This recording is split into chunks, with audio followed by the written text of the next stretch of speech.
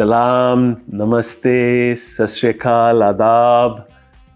Today we have with us an iron lady who's truly one of a kind. She's been steering the ship in India's luxury retail and real estate for over 2 decades. Imagine being the force that brings global brands and unparalleled experiences to the heart of luxury malls and marketplaces. That's the kind of impact she's made. Known for her inspirational leadership and deeply, deeply admired by her colleagues. It's my immense pleasure to introduce you to our guest today, Pushpa Bector.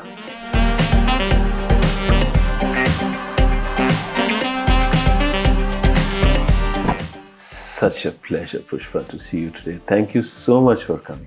You know, it's a pleasure, Kunal. I love the fact that I'm sitting at the hospitality school and, you know, there's so much warmth in this place. So when you invited me, I just had to come back.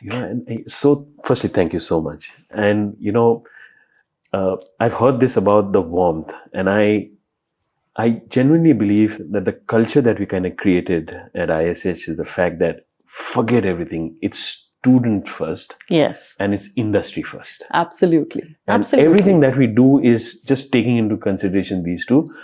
However, because it's student first, our counseling is true. And if we believe that the person is non-hospitality, we say, you know what, let us point you towards a professional counselor who may guide you accordingly. Right. And I think that honesty brings, and the culture of honesty brings the warmth in us. I think so. I think, you know, it's schools are not businesses. You're actually nurturing futures. Absolutely. So the more honest you are, the better equipped they are. So, right. And in the Indian context, you know, Absolutely. The parents, for them, the children and their growth, it's above everything Exactly. I mean, this is one country where people don't buy a house, but they will send their kid overseas or wherever to, you know, and you know, that responsibility together. needs to be there. I would say responsible counseling and responsible education. Absolutely. And that's what we kind of bring. But it's all about you. I need to go back, the audience needs to go back to your early age. Okay. Right? Where were you born? What really happened? I'm a Bangalorean. Oh, you're a Bangalorean. Yes, I am. I'm a Bangalorean. I had a wonderful, shall I say, 18 years of my life there when Bangalore was really the cool spot in the country. Yes. And I had a fantastic childhood. My schooling was very, you know, during those days, my father's from Hindustan Aeronautics. So we had a quasi-army Air Force kind of an upbringing. We were surrounded by right that. In the middle of Bangalore. Right in the middle of Bangalore, around MEG Sappers. Yes. And that was my childhood. It was, we are a small family of 2 sisters. Oh, so nice. And we had a fabulous time. And we were just, you know, my father and mother, I think, were way ahead of their times. And they just allowed us to do whatever we wanted to, and they gave everything in order to make sure that their 2 girls are successful. Today, and I see the other parents doing it, I really understand what a trouble they took, because, you know, they were, at that time, correct, they took those decisions. With fewer options, fewer resources available. And especially when you work for the government, right? Absolutely. The one thing you don't have is cash. It's cash. And then... Absolutely. You know, I've always believed strong parents raise strong children. That's true. That's true. And tell me, which school did you go to? So, of course, since it is public sector is where my father was, I went to Kendriya Vidyalaya. Nice. And then college was St. Joseph's. Okay. And St. Joseph's was one of the top schools, colleges there. And it was... you know, it was mainly male-oriented, but there are also women. Then they introduced a lot of women. And I remember I was thrilled to be in St. Joseph's because it gave me that opportunity to interact with a very diverse lot of people. Correct. As compared to the Kendriya Vidyalaya system. This gave me a completely different... And when you look at the 60s and the 70s, my memory, and you need to correct me if I'm wrong, I was born and brought up in Mumbai, right? Bombay at that point in time. there was Calcutta. I had some Yeah. influences in Calcutta. Yeah. And there was Bangalore. Yeah. And I believe these were the 3-4 very cosmopolitan, very progressive cosmo. cities right from the outset. I totally agree. Right. So cosmo. And, kids would be driving scooters and girls would be, riding scooters way back. And no distinction between none at a all. boy and a girl. No. Was... The atmosphere was different. The vibe was different. Yeah. The first pubs were there, right? Yeah. So, for sure. yeah. Bangalore was the pub city. Yeah. Correct. We had a great college time during college. We had a lovely time. And Bangalore had this one additional advantage of the perception of being intelligent as True. Right? Yeah. Bombay was hustle. Yeah. Bombay was Bangalore hustle. was intelligent. And the IT revolution had just started. Yeah. And the new IIM was just getting established. I remember at that time, there was no student union in St. Joseph's, and there was no ladies students union, and I stood for it and I was part of it, and so organized as part of the student union a lot of music festivals. And then times music festivals was the thing, right? It was the Instagram of that time. For sure. So yeah, I remember going to the new IIM campus, and again with limited resources, putting it all together. It was great. It was a wonderful time. Was that the earlier onset of the leadership? Putting things together. I think so. I enjoyed that entire piece of galvanizing people and getting people together and towards a common cause. Yeah. And music is close to me because I love music. So it just was a common cause. And also, I think at that point, there was an air around the country and definitely around Bangalore to do something different and new. So right. You were kind of breaking away from the old, from the traditional norms. And I think I was like right there at that cusp. And again, the environment was such, again, Bombay where I kind of grew up, right? You grew up to be chartered accountants. You grew up to be, I'm not sure there were many engineers per se. No, I think it was more... more chartered accountants, financial markets. It was all the financial markets. Bangalore, as I said, was on a different trip at that point in time. Very different trip. Right. Even the IIM Bangalore, I remember the entire space was so beautifully built, very different to the typical IIMs. And in your early influences from your parents, did they tell you what you need to do, or did they leave it to both the children? We are blessed. I did my GMAT, and I was ready to go overseas because that's one thing, I'm at Tambram. So Tambram families, most of them are in the US, right? Yeah. So the whole thing about, go to the US, do your management and, take on world. So at that point, there was a lot of that. You need to be an impact executive in Tambram. Totally. Yeah. Oh gosh. Yeah. Huge. Very rarely you find them entrepreneurs, but they're all impact executives. Impact executives. That's true. Yeah. Totally. And a lot of music in their house. A lot of music. There's culture is there. A lot of culture, and that's how it is. So right. So in that environment, of course, there was that thought, but I realized that it was Ronald Reagan had just come into the US, and he had these visa norms that he introduced. I finished my GMAT and I realized that my dad will have to pay 1 year of tuition fee, and he would have had to break away his main nesting egg. And I said, I'm not doing that.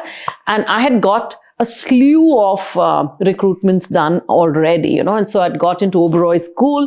I got into the DCM Shriram Management Training Program and 2 others. These 2 were the bigger ones. And at that time, life was such. I think the first flight I took was for the Oberoi School interview. So, but where did this hospitality aspect come into the picture? Trust me, my dream was to go to the US at that point. I saw practically it was not feasible.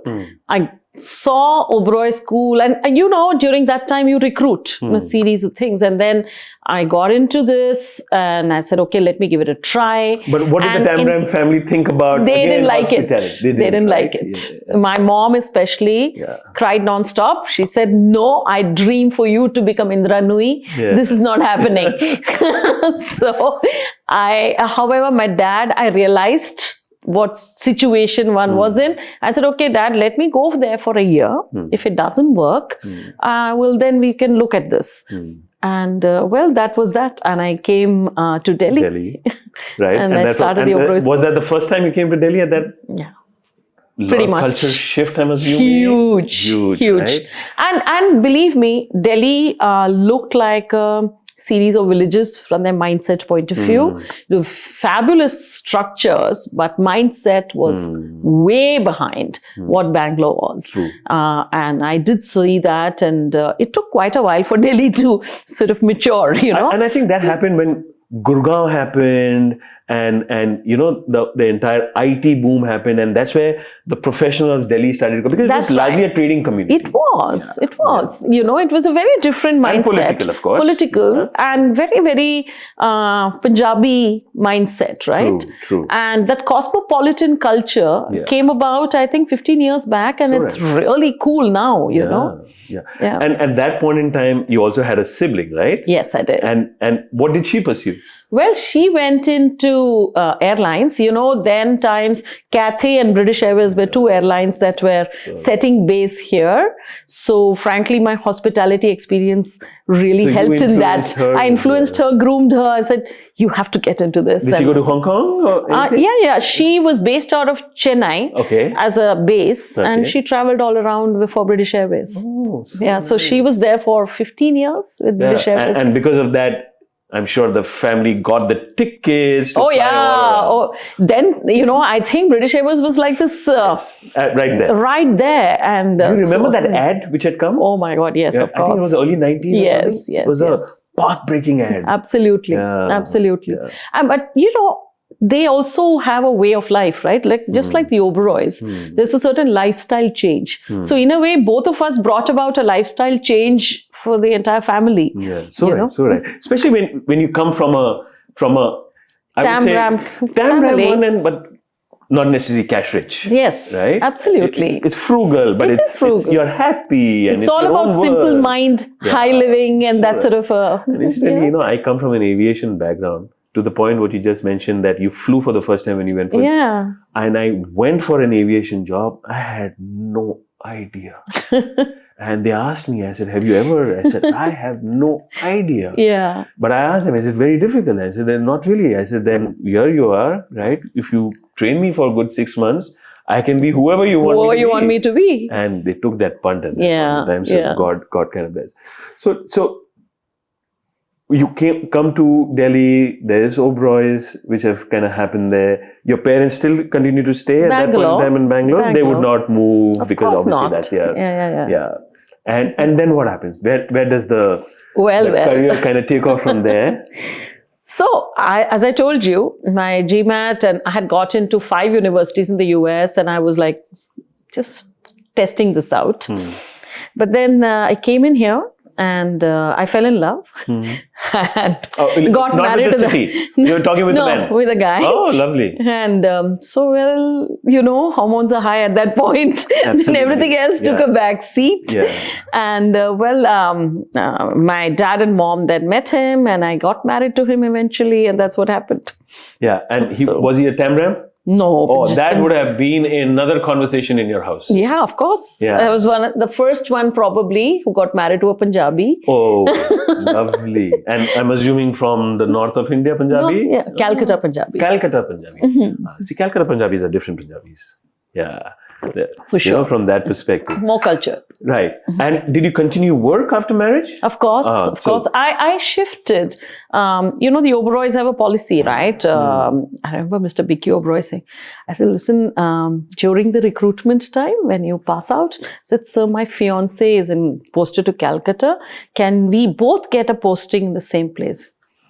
And he was a hotelier? Yeah, my batchmate from the Oberois. Got it. So he said, Ms. Ramdas then said that, it's only an engagement and not a marriage. You go to Bombay, he goes to Calcutta. And that's how life started. So you came to Bombay? I went to Bombay. Yeah. So I started with Bombay, and my first assignment was Samarkand coffee shop manager. Nice. Now tell me, Bangalore girl has some exposure to Delhi, falls in love in Delhi, is in Mumbai now. Now talk to me about the Bombay vibe at that point in time when you compare it with Bangalore. Oh yeah, I remember. Bombay had all the, first of all, the Oberoi Towers. Yeah. Anil Madhok was like demigod, right? Yes. So there were two people who were like, and so at that point, I was like an assistant manager, just a fresh rookie. And so we had the vibe of Bombay was one of very, very high impactful things happening. Bombay, a lot of things were happening. Yeah. So I was like wowed because and it was just the Oberois and the Taj where everything was all the action, all the meetings would happen. Everything would happen there, and we just about set up Belvedere at that point, right? So you would see the people whom you would never think of seeing. And this time Oberoi was still a Sheraton. Yeah. Am I right? It then became the Oberoi, right? Became the Oberoi. So then it was. You would see the Ambanis. I remember becoming friends with Mr. J.R.D. Tata because he would come every Sunday to Samarkand with his secretary to sit. That was his thing.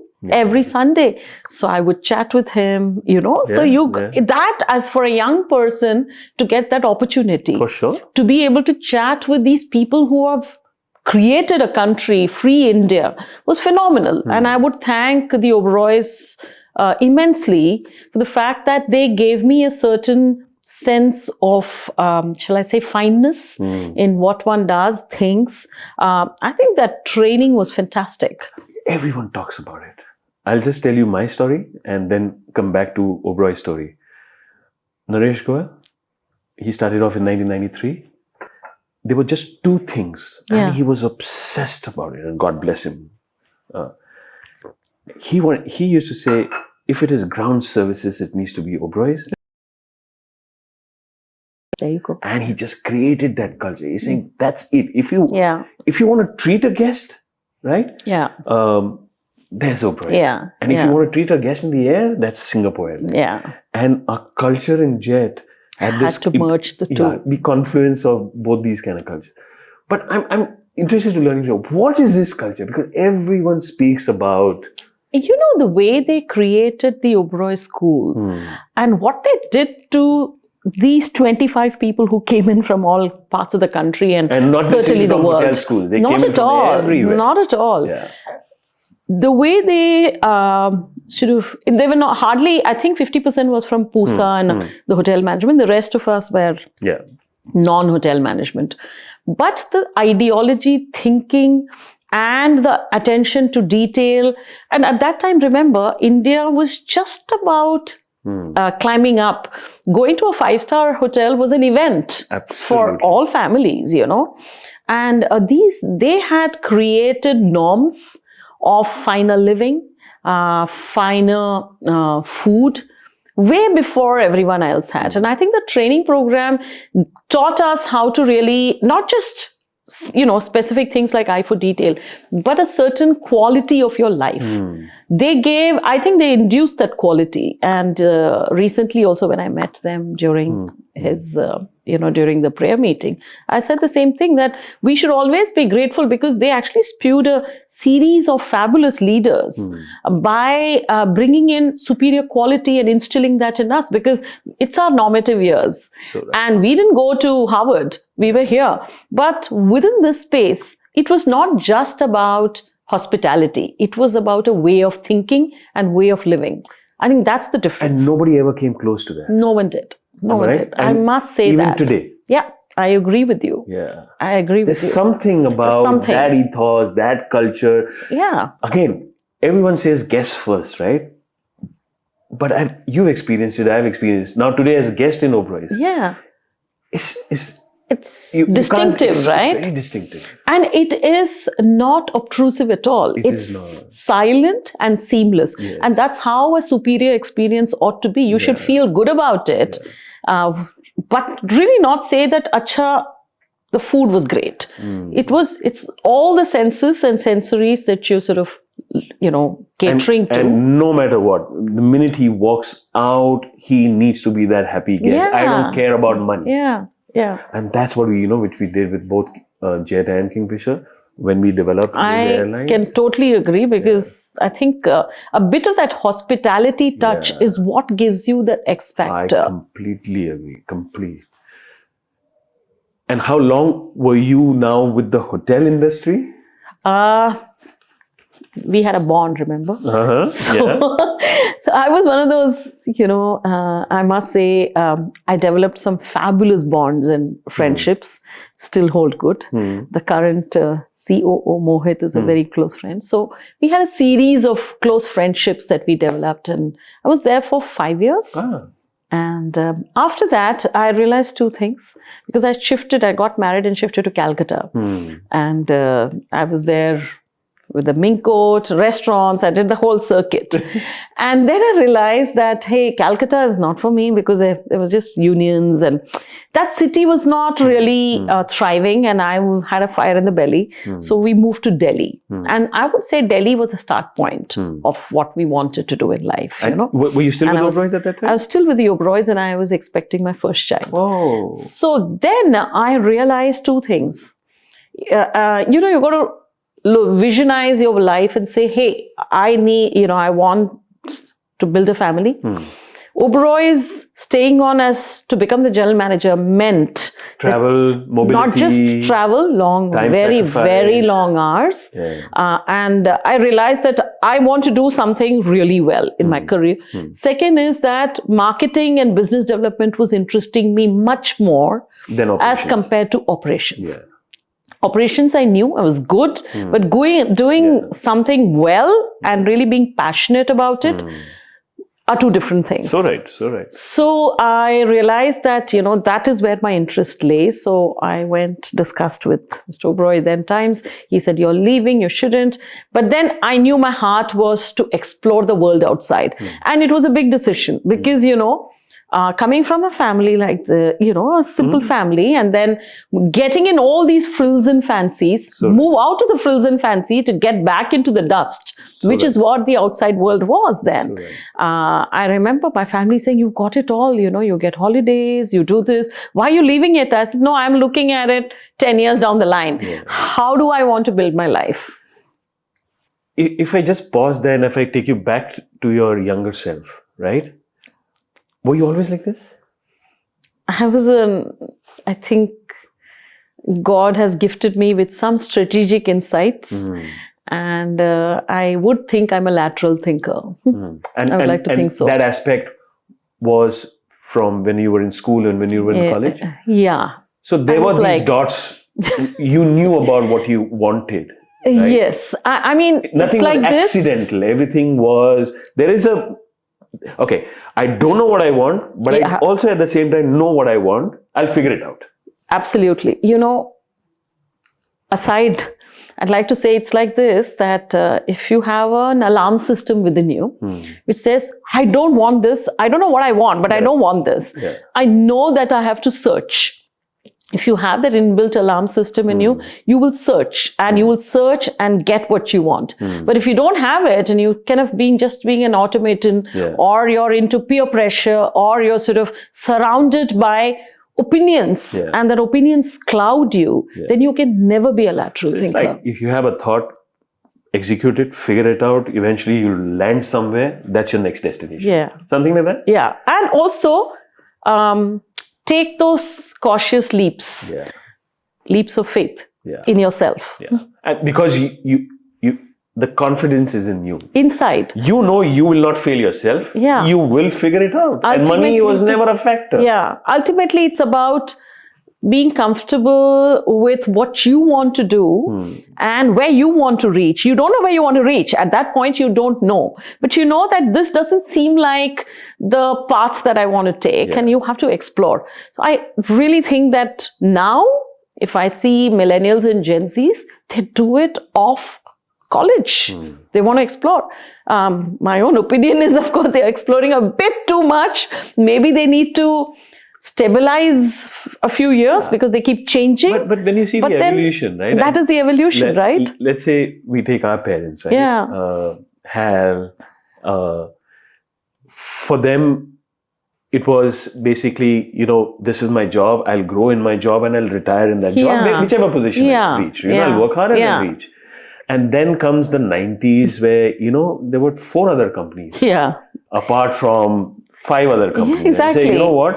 Let me also kind of explore those 4. And that 4 became 400. Yeah. And then, and opportunities came. Cable. I think they provided the security for us. Yeah. For us to go out there and experiment. But our generation, for our children, we have taken it to the next level and say, you know what? Security was provided, right? We have seen the good, the bad, and the ugly. You're seeing the better. Yeah. You take off from here. Here. You're not taking off from here. I have a adage for this. The Maslow's theory of hierarchy. Yeah. They are looking at life top down. They're looking at self-actualization from the word go, which is phenomenal. Because they're so self-assured. And why not? And why not? I think Indians deserve it. Yes. And it's time, right? Absolutely. It's time. We should not apologize for our wealth. Yeah.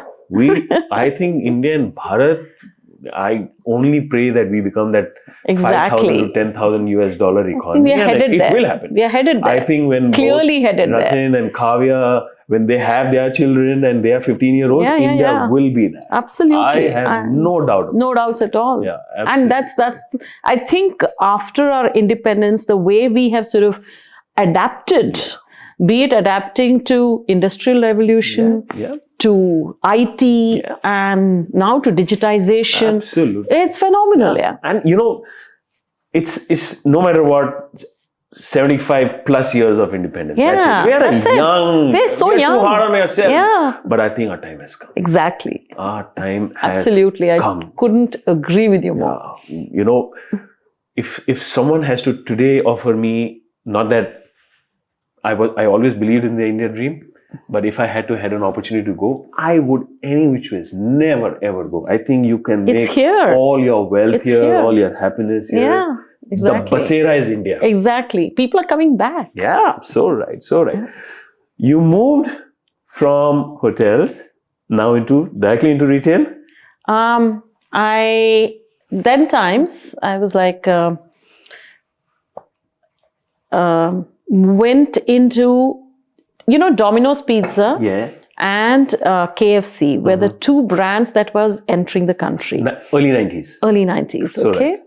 And I knew that retail is going to happen in this country because look at our population, common sense. Look at our population, look at what's happening. So, and everyone would say, when my sister was overseas and every time that suitcase would come in, everyone's crowding to see what is happening. Even diapers would come in from, London or something. There were hardly any. Everything. Yeah. So we knew that the time had come when these brands are going to enter the country. And during that time, the liberalization phase had just started. 92, 93. And that is when I realized that, it's not hospitality. Now I need to do a shift because I know that retail is going to happen here in this country. And this is the time. But you didn't know much about retail because I was like, I didn't know, but I knew that I wanted to explore these brands entering the country. So I interviewed for both Domino's Pizza and KFC. And I was expecting my second one by then. And I remember during the interview telling them, listen, I'm expecting, it's just early stages, but 9 months down the line, I will take that chutti, maternity. You should be okay with it, but I'll come right back. They appreciated my honesty so much because I need not have talked about it. And I said, but I need those 3 months maternity leave. You have a launch coming up. I'm applying for marketing, but I know I'll do it this way. I'll go in for my training. I think they loved that honesty. And then once I got into Domino's, fell in love with the fact that I was changing the consumer behavior in a country. What's a pizza? Pizza's reference was 0 in this country. Absolutely. So that's when I found, I think, the calling of my life, because in spite of being a young mom with 2 very, very young kids, I would be passionate about, building a brand. So brand building and a startup energy that I got there, I just loved it. So for me, it was my first foray into the brand space. And I realized the power of what one can do. And you wanted to do business development, and that's where you were. Right. And in that, the brand, marketing and consumer behavior. Marketing and business development. And that's where I was. So imagine things like, Pepi Paneer. We were just 6 of us who joined in to get the master franchise from Ann Arbor. So we went, trained there. They liked me because I had that hospitality background. I knew what a pizza is. People didn't know, right? So then we went, got that whole thing, the franchise agreement, and did the whole training program, understood the franchising way of life because that was the bedrock of Domino's. And understood systems and processes for the first time in terms of, how do you create a cookie cutter model to perfection? I think these guys done a fantastic job of it. So that grooming and training also did me a world of good because I understood scale. And at that point in time, obviously Domino's coming into India, diversified, a lot of layers. Yeah. Did they adapt it to the Indian taste? Yeah. That is what when we went there, we said, listen, you got to have 50% vegetarian because that's the audience. 50% vegetarian, 50% non-veg, no beef. There were so many no-nos. And no pork, no beef. So we had to develop a product line with chicken and salami with chicken based, etc. What was their motivation for India entry? They looked at the population, frankly, and they did realize that this is they are very good with a growing middle class audience. Because and that is the pizza.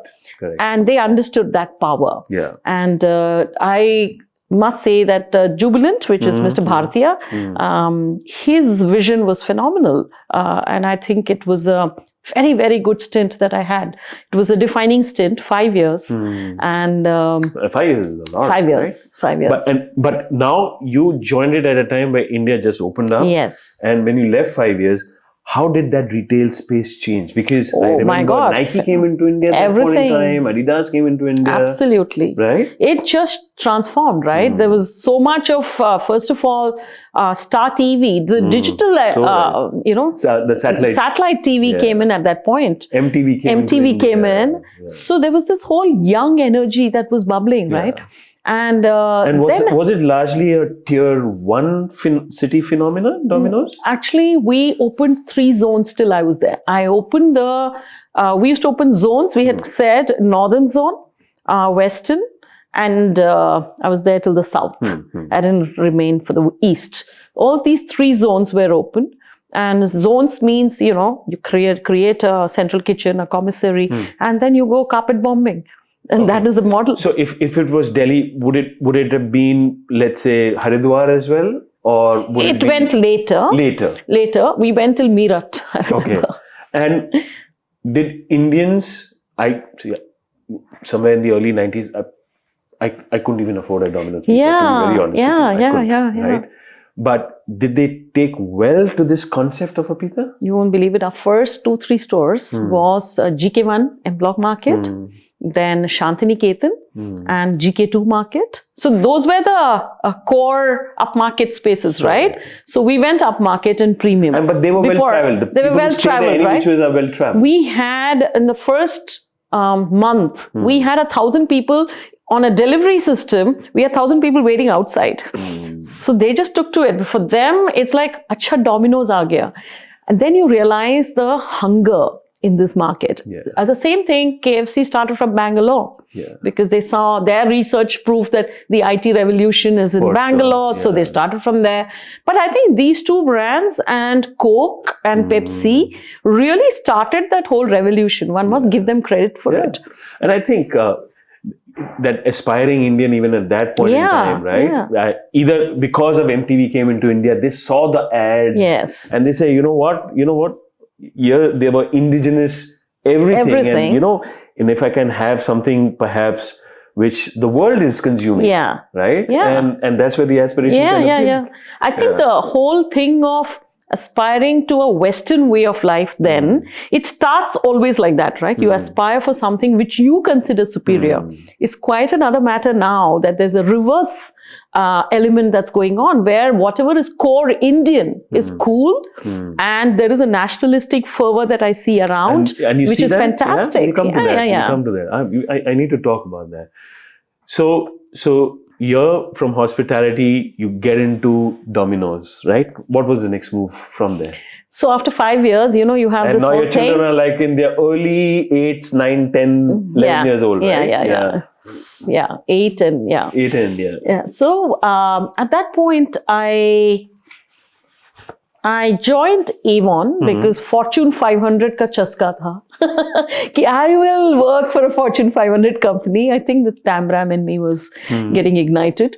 Anyway, so I didn't like it one bit.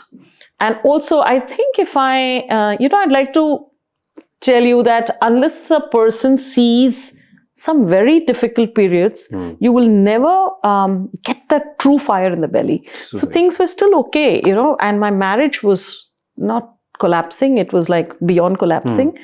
And at that point, I went into Avon. I hated it. And so in order to see what happens to one's life, we went to Canada.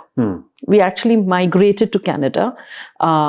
Thankfully, just me and my ex-husband went to Canada to see how is, then times going to Canada, being there was also considered great. So I did my whole recce, and I realized Canada had Indians who were all from villages. You know, there were these Punjabs, the villages, and the schools, they would be so surprised. I remember doing school visits to see if my kids are from Sri Ram school, and said, I'm not going to compromise. So I went there for schools and college visits, and the heads would be so surprised that I would speak English like this because they were used to a very different Anglo-Saxon accent. They were used to a diaspora of a very different nature. Then I realized, and the cold didn't agree with me at all. In 4 months' time, I applied. I had struck a franchise deal with Tim Hortons there. Okay, and I believe there was a 3-year waiting list. But listen, I was trained by Domino's and Oberoi's. I pitched, got the franchise. Then I said, I'm coming back to see what is there in India. Let me give it a thought. Because, as I said, it was very bad. It was a personal decision because of what was going on in my life. Came back, and I got, within the second month, I got back in with the Apollo people. They wanted the Apollo tires, the Conver family. They wanted to expand into retail. So I got an opportunity as, I think, vice president retail or something for there. The first mall, there was a, Funky Orbits was the brand. It's a drop-and-shop chain, just like Chuck E. Cheese. So that was backyard for me because I have done Domino's. I know Chuck E. Cheese. It's very easy for me to take that on. Then I really thought long and hard, and I said, hey, do I want to go back to Canada and have all those challenges in front of me? Because you have young kids and you got to do a good job. And over here you do have infrastructure. More importantly, support systems are fabulous. So I took up this job, and I must say that experiment of a year and a half over there between Avon, Canada, and back was a year and a half. It was the millennial 2000. It was great for everyone else. It was the worst for me, but that changed me. Because on one hand, it opened up my horizon completely. I said, listen, what's happening in Canada, it's not as if that country is like, India's got so much more. And why can't we do all that? Why are we aping them? Why can't we do better? So that fire came in. And the other is, of course, I had 2 kids. I was single. I had to make sure that everything went well. And frankly, I never looked back after that. And the PR card went and just got dumped somewhere.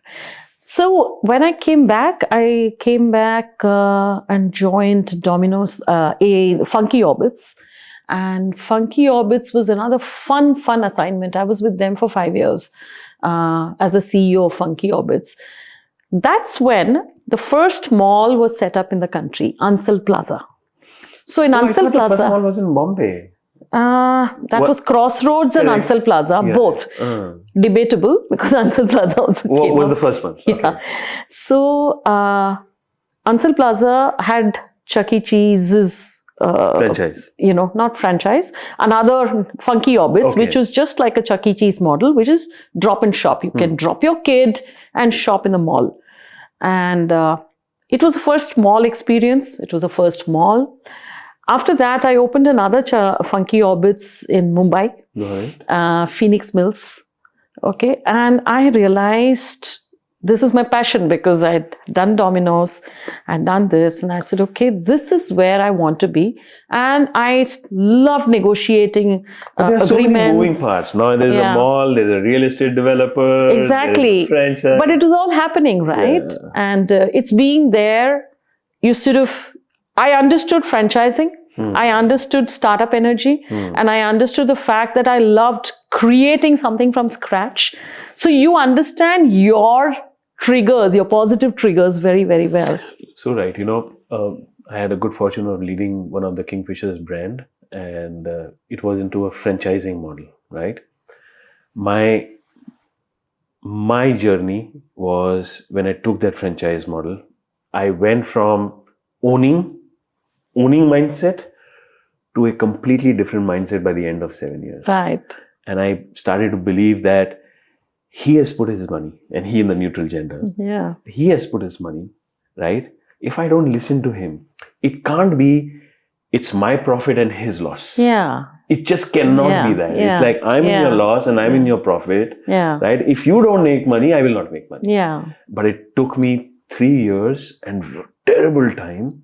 And I think they taught me a life lesson. Yeah. The collective 25 franchise partners, individually, I learned so much from them. Yeah. And India franchise it's not the American model. No, it's definitely not the European model. No. It's not a Japanese model. Yeah. It's a very, very unique model. Very unique model. Yeah.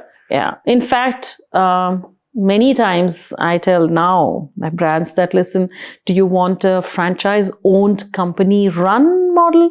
Because I prefer that. To, because you are an investor, Correct. but the brand sanctity is held By the steadfast by the company. Yeah. I agree that it's a very different model here. But at that time, I was just fortunate, and also I guess fortune does favor the brave in a way, but I was also very open-minded to explore, to see what works. And because Funky Orbits, as a CEO, I did everything from raising money, going to the banks, getting funding, to recruiting and training my people. And as a CEO, you're end-to-end, right? The marketplace, the mall culture, obviously you were part of that entire journey. But Indians were not used to it. Neither the developer were used to how to do it, right? Neither the consumer, right? How does this all thing? There was no playbook. There isn't. Today there is a playbook. There is a 30-year, I would say, historical journey, right? But there was no playbook. Yeah. How did you manage that? I think that's the challenge, and the pleasure of it. Yeah. Most, like Funky Orbits, I created a manual. You can say that's where, your previous experiences help, right? You create an operating manual, you create safety manuals, you create marketing manuals. If you want to sort of branch out, you got to create that. I learned that from Domino's, I learned it from Oberoi. So it's what you are able to translate and create a larger vision. But would Indian entrepreneurs understand that as well? Because obviously they came from a different ilk. And they came from a different mindset, right? They largely had creating started, industries. Yes. Yeah. I must say that the plant and machinery people did not understand the retail business, because retail business is about invest, and then you get that boom. So you got to invest quite a bit and really create that infra. I would say Mr. Bhartiya understood it, and that's why Jubilant is where it is today. And so it's not a long gestation business. It's a quick expansion business if there is a model that works.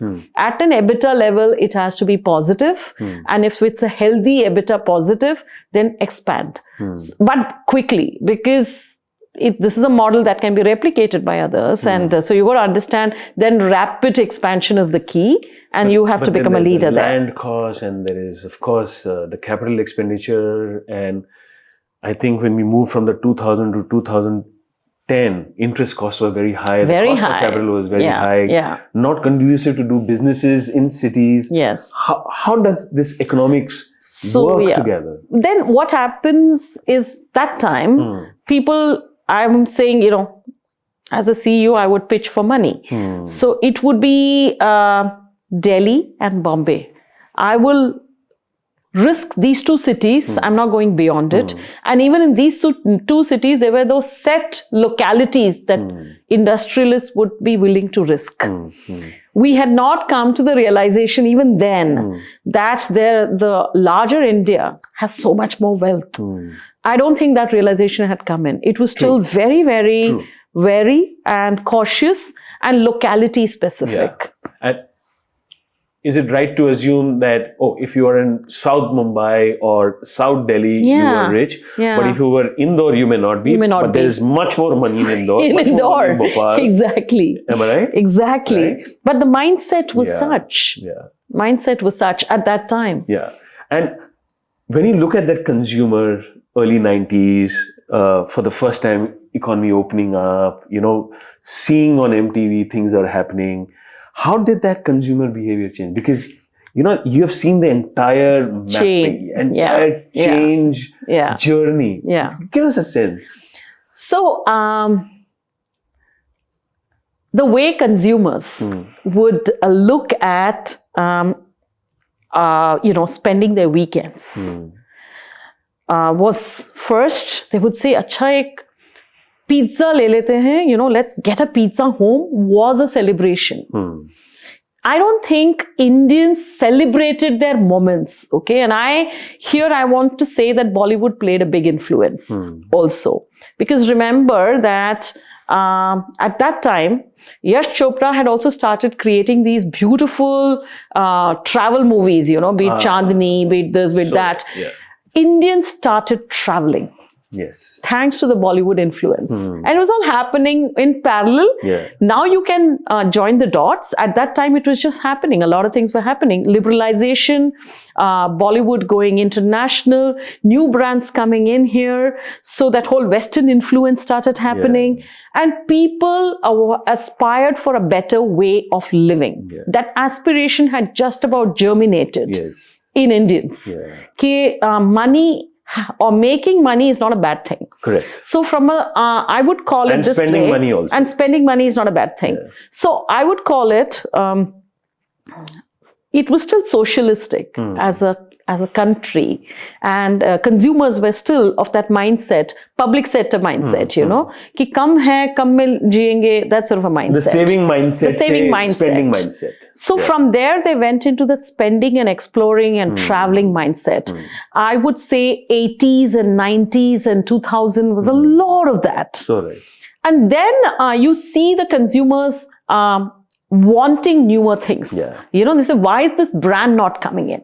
So when the mall culture started in the country, you saw people wanting to live a better life, wear better clothes. People were happy with just having a few sets of clothes. Sure. Black trouser, white shirt was okay for a man to have like just 4 sets, and that's what he was fine with that.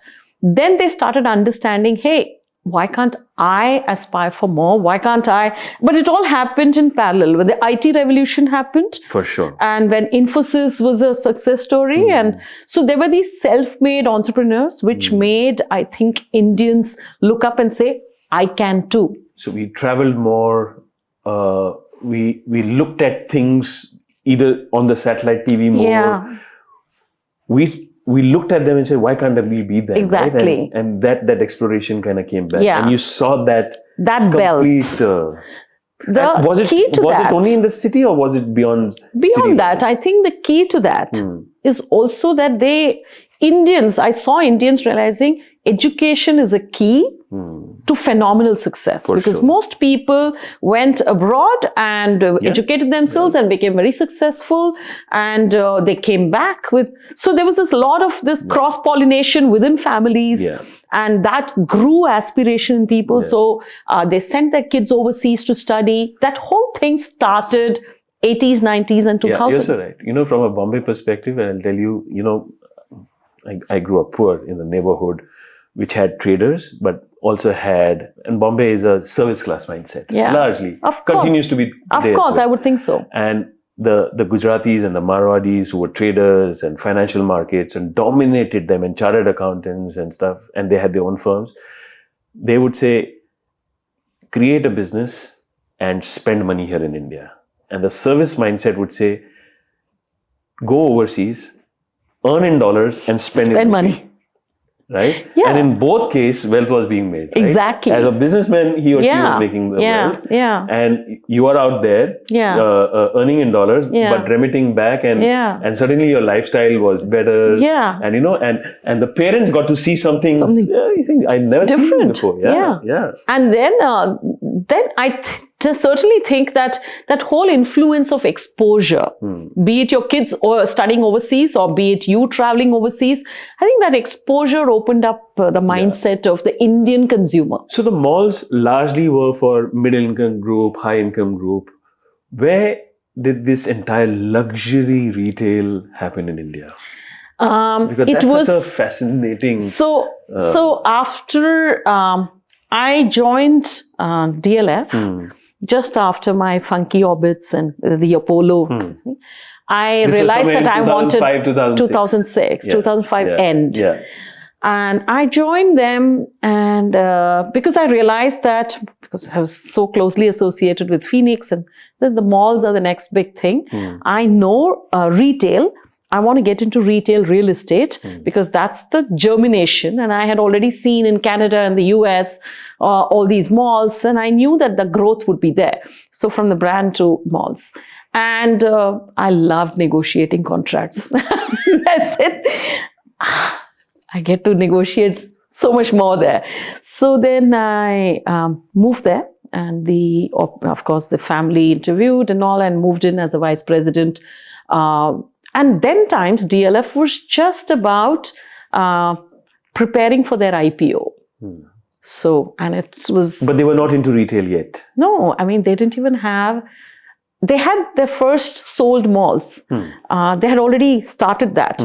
So in Gurgaon, where you see Lifestyle today, was the first sold mall. So they had done in Gurgaon, where they had all the land bank, 4 or 5 of these malls, which they sold.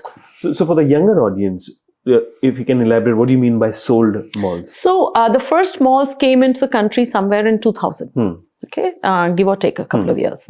And that started from Gurgaon.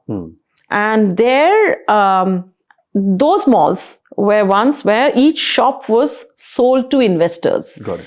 And it was just like any residential program. So inside a mall, instead of in a condo, you every shop was sold to investors, either multiple investors or a single investor. Got it. And it was a real estate play. Got it. It was not a I retail build and I sell, and you own. You own. Yeah. So then there's no interest, right? Got it. So it's a real estate play and not a retail play. Got it. And that is how Mega Mall was done. City Center in Gurgaon. All sold malls. All sold malls. Those were the first slew. But then I think when Ansal Plaza also came up, which was not sold, part of it probably was, but it was still largely run by the Ansals. And Phoenix Mills happened, where we opened Funky Orbits. I think the whole understanding of retail, where you hold a property and you curate it, and leased malls became a way of life. So the first one that came up, this was in 2008, 2006 or 7, we had Select City Walk that opened.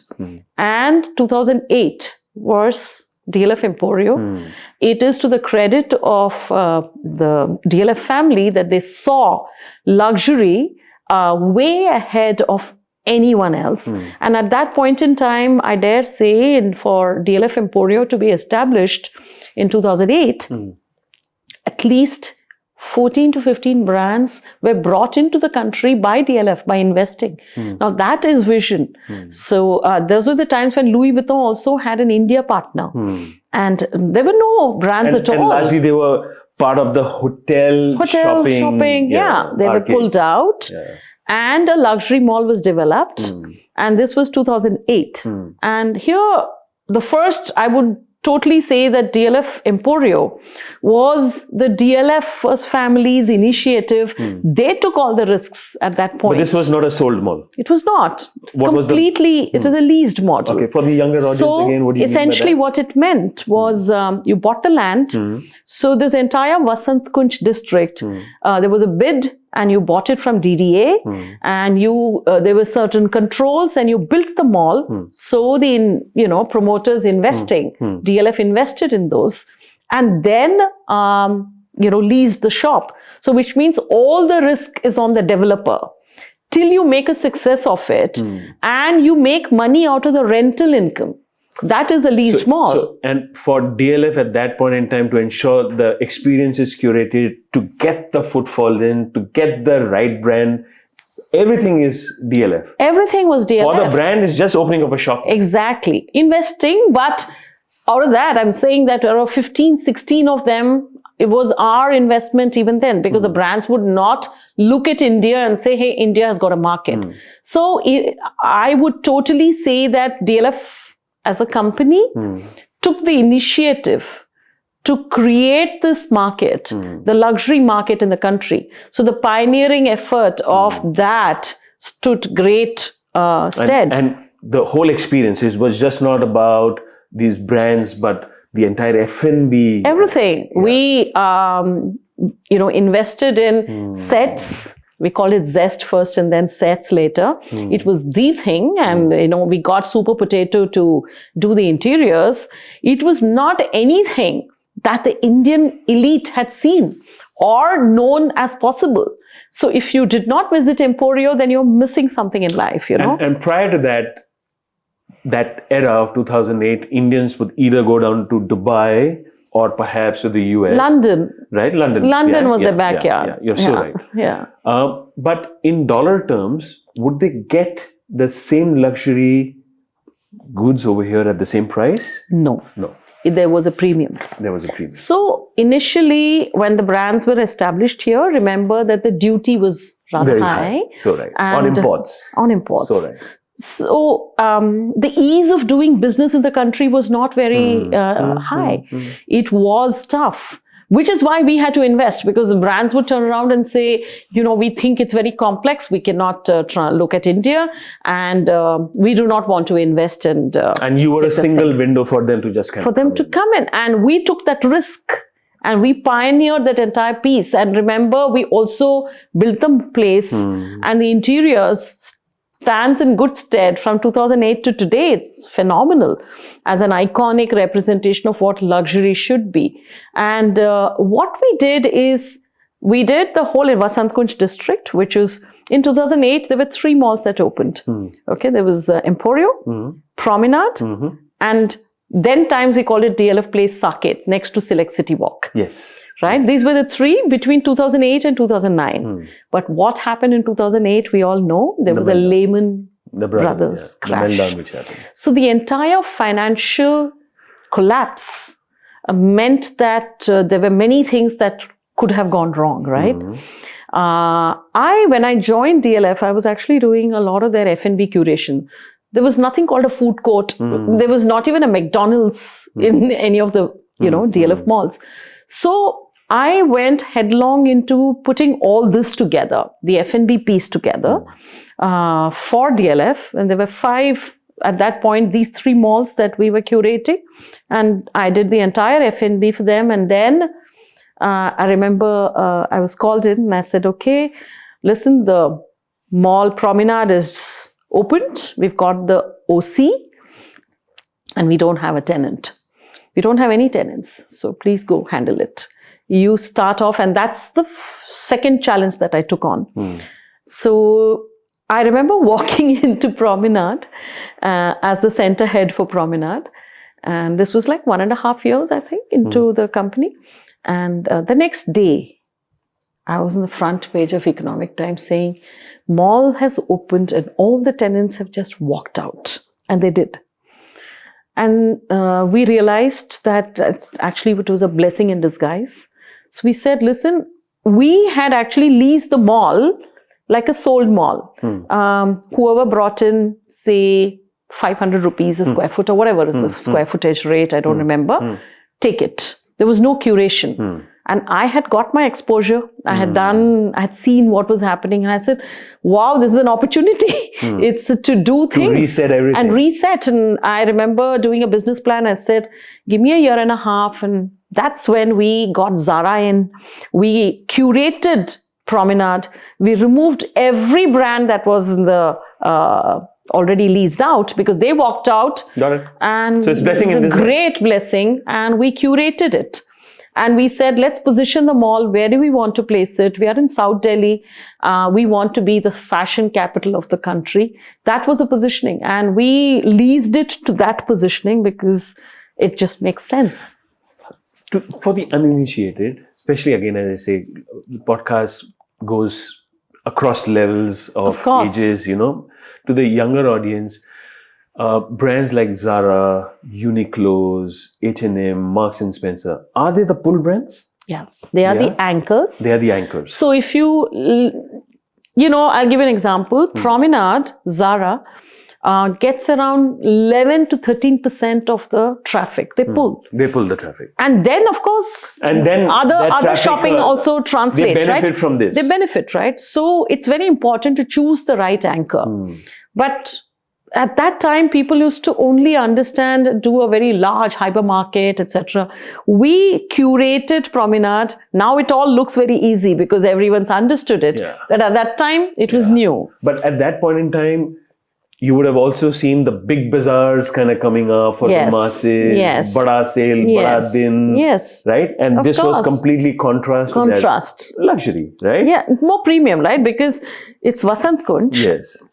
And you are sort of doing something which is adjacent to Emporio, you can't have a cognitive dissonance in the consumer mindset. You can't have one kind of audience coming in here and a completely different kind audience, of... Because, you know, Indians... The price points were very different. Too different. Yeah. So you got to curate it in a way that a person who is going into a LV will also come into a Zara for her dailies. Got it. So you got to have that mindset. So curation, operation, creating a business model that works, creating a marketing energy that works, and creating a different kind of lifestyle for the audience. Did you at any point in time, or do you continue to face a challenge when it comes to, here you have a luxury brand, but the people, I'm not talking from a consumer side, the people who want to work for such luxury brands I'll give you an example. Would a Oberoi guy, assistant manager of an Oberoi, be, at that point in time, today is very different, in 2008, would he be a retail store manager? Or would he look at, even if it's Louis Vuitton? So, initially, probably not. Okay. But 3 years down the line, I saw a big change. Huge change. Because what had also happened is that, I don't know, hotels were beginning to lose that little bit of the sheen. Yeah. And I noticed people coming in, and it was one of the Oberoi's, ex-Oberoi person who took over Emporio as the center head, operations head. So what we started doing is, we said, okay, operations, there's no one better than hospitality professionals. And we started inducting hospitality professionals in operations, not just in luxury. Okay, but would you get the tier A capital in retail at that time? Yes, okay. It started. Okay. I don't say there was a floodgate. Got it. But it just had People started looking at it. Started looking at it. and maybe they meandered elsewhere and then they came in here. It was not a direct transfer. Got it, yeah. But then I did notice. But that happens with any new concept. So that's okay. Yeah. So I did notice hotel to airline to malls became a thing. But you would have been that role model for everyone Yes. at that point in time. Yes. Right? They did see that, Yeah. she did it. Yeah. And why can't I? Yeah. So I know a lot of the Oberois in the Taj Yeah. lot did see this whole transition. Debbie, you started off a retail perhaps, where retail as a playbook in India was new. And generally, I don't know, were there any women in retail? And here you were, right? Patriarch, male dominion, especially the real estate industry. That journey would have been tough, right? I know it for a fact. But how did you navigate? So yes, it's highly patriarchal. And also it was a space which was not just male dominated. It was also a space where women would be a little chary of entering, right? See, this is not for me. I can go into the glamour space. I'll go into... Women were chary of entering real estate and retail real estate. But retail real estate, I had seen what was happening. I visited with the Westfield malls and I'd seen what was happening. And even in the East, retail real estate is very, very women-centric, if you get it right. So you got to have that vision to take the leap and to feel confident that you can make that difference and that passion. But the people around you, did they change? Because the problem is with the people around you. They didn't, obviously. They didn't, right? So there were times when I was the center head for Promenade. In the conference room, the men wouldn't allow me to speak. Yeah. And they were supposed to report to me and they wouldn't allow me to speak. So there was a time when, people, often I'm told that I have a very loud voice, but I think that loud voice is there for a reason, because when you're not heard, you've got to increase your decibel, and that's when you're heard at that point. And you then train to be heard. These days there are woke terms like mansplaining and all. I realize that's what happened then, but that is how it was. Yeah, for the longest time, I think men have failed their women, and largely men have failed the women leaders, right? It's the mindset. It was the mindset. Yeah. Unfortunate, and but that's the truth. And we are from a Vedic society where women were equal partners way back during the Vedas. We went all around the countryside and now we come back here, thankfully, where, women have their share of voice. One of the prominent divorce lawyers, she's a lady, right? And someone asked her a question. So what's the reason behind high divorce rates? He's saying, forget everything. The mental mindset of men and their parents need to change. Yeah. Here there is a lady who's super ambitious maybe as her partner. Yeah. But over the weekend, you expect her to be domesticated while you go and play a game of golf or chug a beer somewhere. And she's looking after the children. You haven't changed. And she's seeing you haven't changed. So she's saying, chuck you. That's true. And that's unfortunately, and I love it. Yeah. It's not just weekends, it's weekdays, which is even more tough, right? Yeah. You have kids to be sent to school. You've got to have a share of the chores. So right. And that doesn't happen within. So right. And it is to do with the upbringing of Indian men. If the upbringing is right, then it's different, right? Yeah. So I think I do see green shoots now, but it's going to take a while before one can say that we have sort of crossed that bridge.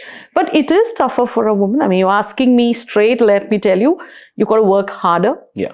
You've got to persevere. Absolutely. You've got to be very clear that being ambitious is not a bad thing. Absolutely. You can be ambitious for yourself. And if you are happy, you will make your kids happy, you'll make your husband happy because you are internally happy. And that can only happen if your mind and your heart are meeting. Yeah. It can't be, okay, I'm just going to do. And it's all right if that is being a housewife. Yeah. I'm, perfect. Now we're going through this whole space where unless you're a career woman, you're no longer a superwoman. No, I mean, if your calling is in nurturing your family, so be it. Absolutely. It's your calling. Yes. It's that flexibility and it's your share of voice, be it in workplace or be it at home. Yeah. Yeah. It's that. I think it will change. It is changing to a large extent, maybe restricted to now the larger cities. But eventually, and I think it's all about economics. Yes. And when we are $5,000 and $10,000, the only thing that will drive conversation is growth. That's true. So everything else will be secondary when that kind of growth happens. But can I tell you something? Hanji? That in India, and I have seen this so often, that a woman can earn, but she will not have the financial confidence to invest on her own or the savvy to want to do things on her own.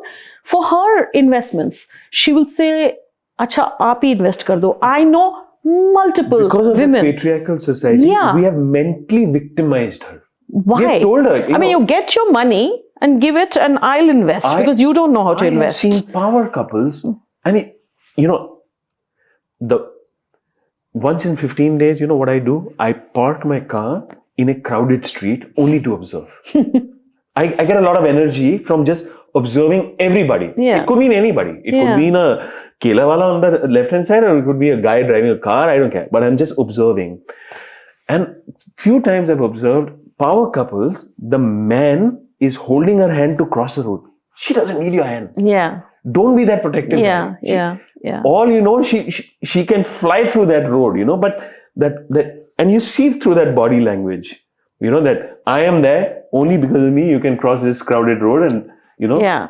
I think it's to do with men also, once they are confident that if he has a confident wife and an ambitious wife, but a lovely wife, then life will be better. Yeah. It need not be worse. Absolutely.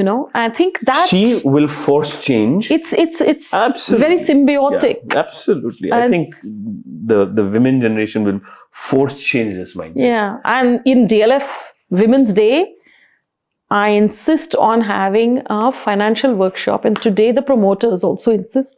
We do specific financial literacy workshops for women, because I think it's so important. Absolutely. You should be. Do you know that when I later on, because I'm single and I have to invest and I would do everything on my own, when I go to buy a property or have a real estate discussion, I do that in my job, but you do it in your personal space, the brokers would say, registration ke liye aapke husband nahi aa rahe. So right, huh? And even if you go down to a restaurant, have you observed that usually the check will go to a man or something like that? Seriously? Yeah. It's that whole presumption. Yeah. That'll change. I'm sure. In due course. It's a societal thing and it will kind of change. I knew you were coming today. We've spoken about it, Pushpa. And I come from a non-hotel background, right? And you left hoteliering many, many decades ago.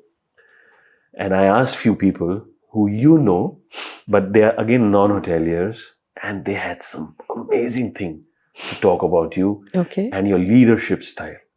I'll tell you a few words which they mention: formidable, iron lady, stellar reputation, focused. What's your personal leadership philosophy? Because if there are outsiders who are talking, and these are all leaders who are talking about you, the people who have been impacted by you, your colleagues, your peers, and I'm sure people who are assistant manager are today vice presidents. What is that leadership philosophy that you have so much of love and admiration? See, 2-3 things. Thank you for telling me this. It's really nice. I think one is an ability to mentor without insecurity. I'm very, very open and easy to mentor people and get mentored, both. And both are important. The second is, I'm a bit of a purist. So if there is a mall, I go into the in-depth thing of what that mall is all about. And I think like an owner. I always say I'm a quasi owner. I think like that. And then work like a professional. So with that, what happens is that when someone comes and talks to me, there is nothing else that matters to me other than getting that product right to the consumer.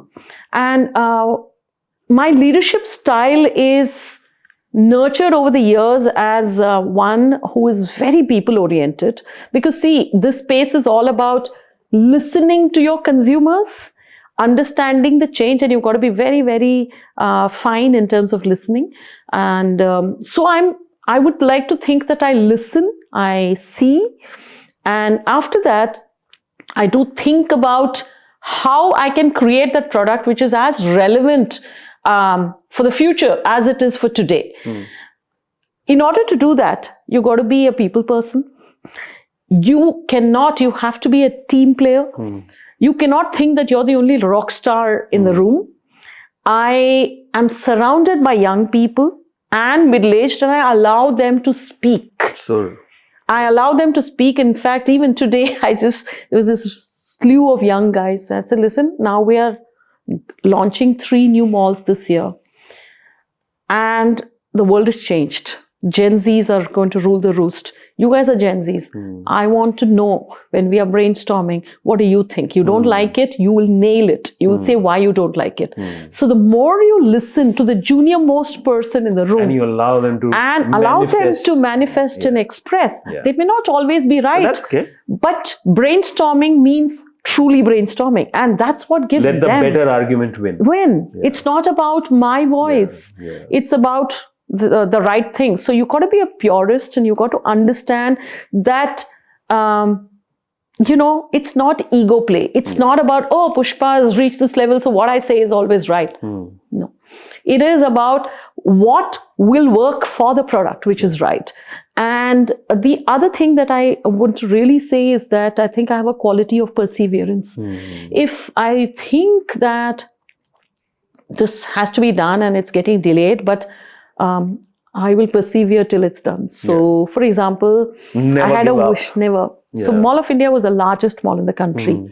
We talk a lot about luxury, but India is all about premium and luxury. Even today, the premium part of the business, which is Mall of India, Promenade, Cyber Hub, they attribute to 80% of the business, and 20% of the business is luxury. But luxury talks, it's aspirational.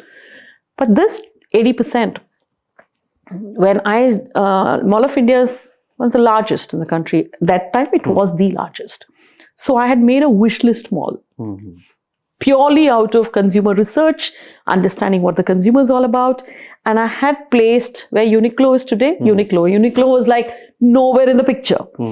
I had placed Zara, I had placed everything and created that wish list mall. And you'll be happy to know that we actually actualized that wish list mall to the last, So you got to be able to persevere to get it right. And for that, you need to recruit people who are as obsessed as you are. If you recruit people... Passion, so recruit for passion and attitude. Rest everything I will train. Yes. If I see no energy and I see great education, so no. It's about... people orientation. People orientation. Are they consumer savvy? You can train anyone. It's not rocket science.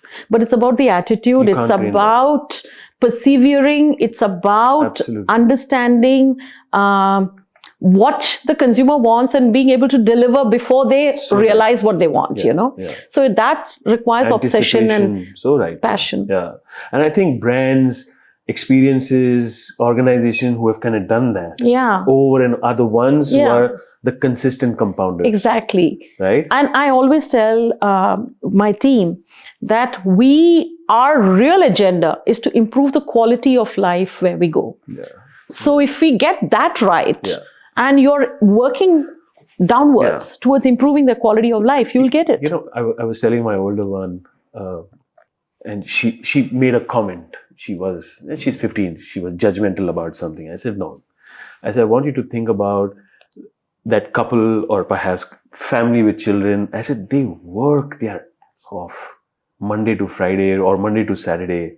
And if they're coming over here in a mall, right, it's keeping every worry behind. Yeah. And if the mall curates that experience, takes them into that fantasy somewhere, right? I think to that hard-working Indian, that this is what it is, right? This is what it is. It's your responsibility. It's a responsibility. Yeah. And today when I see that, we get 4 million consumers between all our properties today in a month. First, their safety is our responsibility. So our operations are absolutely zero tolerance when it comes to safety. Yeah. Processes, people derailing processes is an absolute no-no, because you derail one, you'll derail 10. Correct. So it has to be, the processes have to be tight and adhered to. Then layer it with experiences, because this has to be basic vanilla. Correct. Create this conveniences. Is the hygiene, this is the hygiene. Then conveniences, experiences, programming, the right kind of brand environment, all that comes into play. Where do you think a premium and luxury, give us a sense, because India, I don't call it a developing economy. I'd heard it somewhere and I latched on to it. It's an ascending economy. It's ascending. It's not a developing economy. No longer. We are developed. Yes. And we are ascending. Yes. There are some developed countries who are descending. Yes. Right? True. Give us a sense, because at the end of the day, Indians, we may earn in pharmacy, but we spend in hospitality. Yeah. Right? Absolutely. Right? Yeah. We may be a doctor, but we spend in hospitality. That's the truth. And hospitality means everything, right? It's the whole gamut. Yeah. Give us a sense where now, if you're going from 3,000 per capita to 5,000 to 7,000 in the next 10 years, what's this entire ecosystem going to be looking like? So I'll first talk about DLF and then I'll talk about the macro picture. We are so gung-ho about and bullish about retail, because we think the next decade, this decade is the decade for retail and consumption, clearly. We have reached a certain cusp point, post-COVID especially. We're not bothered about one season, shopping fatigue. We're looking at the entire economy and the consumption and people wanting to lead a better life. Yeah. So what are we seeing? We're seeing that people want to, exposure is there, digitization is there. People are trying to and able to, there's a startup economy that is like never before. Absolutely. And so people want to live a good life today. And they're not looking at, it's now become the reverse of that saving economy, because confidence in the normal human being is very high. They know ki ye naukri chala gaya, kuch aur milega. So right. So it's not about saving. Even I will not be bankrupt. I'll figure it out. I'll figure it out. And that's why people are getting into startups, even from middle class families. It's fantastic to see all that. Now with that mindset, consumption is going to improve and improve 3 times and exponentially in geometric progressions. So with that, what are the pockets? The pockets are everywhere. Pockets have become widespread because the internet has made sure that the aspiration is kind of beautifully spread. So the guy in Bareilly is also seeing the same thing, and the guy from Mumbai, he's consuming everything. Everyone. I mean, coffee with Karan is aired everywhere, so they see it. And with that mindset, what tends to happen is aspiration of people has not just improved. They understand and they are happy to aspire and work towards it. So for us in the malls business in DLF, we are currently around 5 million square feet of space with around 8. We are already expanding. 3 are going to open in the next couple of years. They're under construction. And many mega projects are, in the planning space. So we will go up to around 11 million square feet of space. And this would be all across? One would be Goa, Got it. which is a fabulous new location to look at. We are looking at other, I can't really discuss the Fair enough, others. yeah. And Delhi NCR is a huge consumption market. We've just about tapped into it, and it's a phenomenal consumption Because market. you will also have people coming from outskirts. And Yeah, coming, yeah. Because it's an experience, right? It's experience. Spending Delhi an entire day NCR there. is going to be, the place for consumption, and the mindset is there. Seasons are there. You have winter wear, summer wear, your spring wear. And so we think that Delhi NCR is a huge market. So are other certain markets that we are exploring. With that, we will be doubling, going beyond double also over the next 10 years.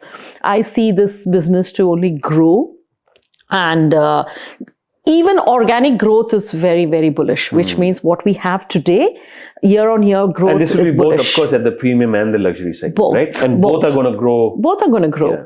Luxury, in fact, I think the true time has come in. We are now expanding luxury. We're doing lots of things around it because as this middle class affluence improves, the millennials have started exploring luxury very easily. They've, studied in UK, studied anywhere in the US, etc., etc. So right. And for them to go gift themselves a handbag or an accessory is a no biggie. It's happening in my house. Chanel, who's my older one, she says, if I get a certain percentile and she gets into a certain college, which she has in mind, is saying, I'm going to work, and she has her own podcast. She said, I'm going to work and monetize that, so I want to gift myself a Coco Chanel bag. There you go. Right? And it's her own aspiration. It's Exactly. got nothing to do with perhaps what I do, or, it's just her own aspiration. And I think she's just like the others in India. And so they are all discovering luxury digitally and shopping physically. So that's happening. That's happening as we see. And so luxury is really on a growth path. So is premium, bridge to luxury. All of them, they're all growing on a healthy way. And I would think that at a macro level, where I see India is that, the term tier 2 city will cease to exist. Instead of that, we will have cities which are emerging. Correct. And those emerging cities are all over the country today. Or this is a developed city, that's an emerging city. And they're all over. And be it in Indore or a Raipur or a Goa or, Hyderabad is completely developed. But so many cities are now emerging. And the people over there are not just hungry to spend. They have the money to spend. They are coming into big cities and saying, hey, when are you opening? So what happened with the China 1995 to 2020? Is happening the next 25 here. Years is I see that. I see that. And more importantly, I think we need to understand that Europe as an economy is on a decline. It's aging. The median age in India is 28, for goodness sake. But more importantly, India is becoming Europe is becoming a risk-averse continent, and India is taking all the risk. All the risk, We are becoming, I think it's also to do with the demographic profile. We are becoming a nation which wants to create. And also there is a phenomenal nationalistic pride. I love it. People are coming back. They are starting their own businesses. And they say, you know what? You want to be wealthy? Come in here. Come back. Come here. The next 15 years, you're going to make unprecedented wealth. And I think we need to really coin, instead of the American dream, a new term for the Indian dream. I think it's happening, Let me think about it. And hopefully when we air this podcast, I'll probably put something, an ode to what this conversation would be. Absolutely. It is an Indian dream now in the making for people. 30 years of toil for you. Your own highs, your own lows, personal highs, personal lows, children grown up. What's your personal ambition going forward? Good question. So, do you often think about it? I, do, but not too much because, I'm one of those people who sort of, by the year end, throws a huge challenge on my head, which keeps me going for the entire year or two. So currently, this new India and the growth of India is what is exciting me the most, because I feel that it's all coming together now. So the next 10, 15 years, I see so many opportunities, not just at, professional level, but also personally. There are one reaches a stage where your children could well be entrepreneurs tomorrow, and there's so much that you can do. And then comes the thing of, what are you going to give back? So that question I haven't answered yet. So where is your Maslow's hierarchy now? Yeah, that I haven't answered that yet. You haven't? Give back, I will and I should. But in what form? That's different, yeah. Is something that I think it will fructify in the next couple of years, and then I will start working towards that. Because you got to give back to society as much as society has given you, it's given me name and stature and everything. So it's only right that I give it back to society. So that impact to society is something that you need to work on. Is there a Zen moment for you where you're not thinking and your mind is blank? Does it happen to you ever? Of course. Yeah? It should. Do you like that? I like it. See, I think... For me, happiness is that. I think when you are happy in your own company is when you know you're at peace. Yes. You have arrived. Yeah. It happened to me 3-4 years back. When you're with yourself? Yeah. And you're happy? You're happy. Arrived. Yeah. So it didn't happen to me. It just happened to me 3-4 years back. But then... now I'm very cool. If I don't have anything to do over a weekend evening, no panic. I love it. And I'm all about, what can I do now? Which book do I read? What do I watch? There's so much to do. So what's a typical weekend for you? What's that winding down for Pushpa? I have a select group of friends who I really... cherish, love, and we have grown together. So nice. And it has nothing to do with who I am at work or who they are at work. Nothing.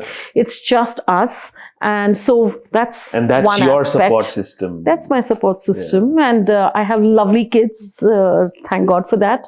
So chatting with them and sort of interacting with them is a whole high. And along with that, I also sort of, have tapped back to my college days, and I've started learning music back again. And the tambram? No, not tambram. Music. I used to learn a lot of... Tambrams, anyway, the household... I knew so many of them in... I know. Yeah. And the Carnatic music, right? Violin and the Carnatic I used to learn, but now... That's like a staple, huh? I know. Yeah. But I was like all about Hindi music even then. Yeah. In my tambram days. I'm known as Bollywood, right? I love my Bollywood. I love it. So I'm learning all those songs that I would, I just have a great time. And then we have some karaoke evenings. So life's good. Beautiful. Yeah. Beautiful. So you got to, I'm not a golfer, but I think whatever you want to do, you've got to really go back. And I think now this year, I'm going back to my college days. Oh, you are. So I'll tell you a nice story. I hope I don't know whether we're going to edit or not. But because I grew poor in Bombay doesn't have golf course. It has 1 or 2 golf courses meant only for the elite. We would be bystanders outside watching. I had no idea what this game about. Today I can afford golf. I'm in Gurgaon and I bought myself a kit, right? And I went there for about a month. And I'm a cardio guy. I love hand sports, racket sports, cycling, outdoor. 1 month later, I said, this is not for me. Exactly. It's just not for me. Yeah. I'm an imposter here. Yeah. People having conversation, they're going and having a cigarette break after like 4 holes. It's like another event for me. Yeah. Or networking karna, baat karna. It's not on me. I told myself, I am so sorry. I can't be. Yeah. A lot of people, golfers, if you sit amongst golfers, any other sport feels like, what am I doing here? Exactly. Swimming is the worst sport. Tennis is the worst sport because it's like the wine club. It's like the wine club. Right. Or the cigar club. Yeah, or the cigar club. Like you're not in that, there's something wrong with you. So I totally agree with you. So I saw that I said golf is not for me, and I love hiking. Yeah. Love hiking. Yeah. So wherever I get an opportunity, I go outdoors, I hike, Aravali here, there. And so my weekends are actually quite nice doing different outdoorsy things and exploring. Such a pleasure talking to you. Same here. I'm telling you, you will be inspiring both young boys, girls, older men, older women. Your story resonates, that perseverance. Single mother raising two beautiful children, making a career, loved by her peers and her colleagues. Oh my God. I'm blessed. You need to write a book. Eventually, at I some stage. will. Yes, you must. I will. Because very few people, when this whole, I would say, the Indian economy and the retail started, and we know the Kishore Bianis and we know so many great people out there, but your story needs to be told as much as them. Thank you. Thanks so very much. It's such a pleasure to have you with us. So it was such a pleasure, Kunal, talking to you, and it's been an absolute pleasure going back to my college days and to the future, all in one episode. It's been a true pleasure. And to all the hospitality aspirants out there, and they think hospitality is just hoteliering, what would you like to tell them? I want to say that hospitality is an attitude to deliver perfection to the consumer. The consumer could be in a hotel, airlines, malls, anywhere. Banking, anywhere. Yeah. It's an attitude. Yeah. And once that attitude is right, then you create great brands. Yes. Yeah. And so really, as hospitality grows, so will the economy. And I think there's a great future for all hospitality professionals. So wish you all the best. And thank you again. Pleasure. Thank you. And to, of course, the younger viewers and to older parents, I hope you enjoyed this episode as much as we enjoyed talking to each other. Absolutely. So thank you so much. Thank you. And as always, salam, namaste, sat sri akal and adab. Thank you. Thank you.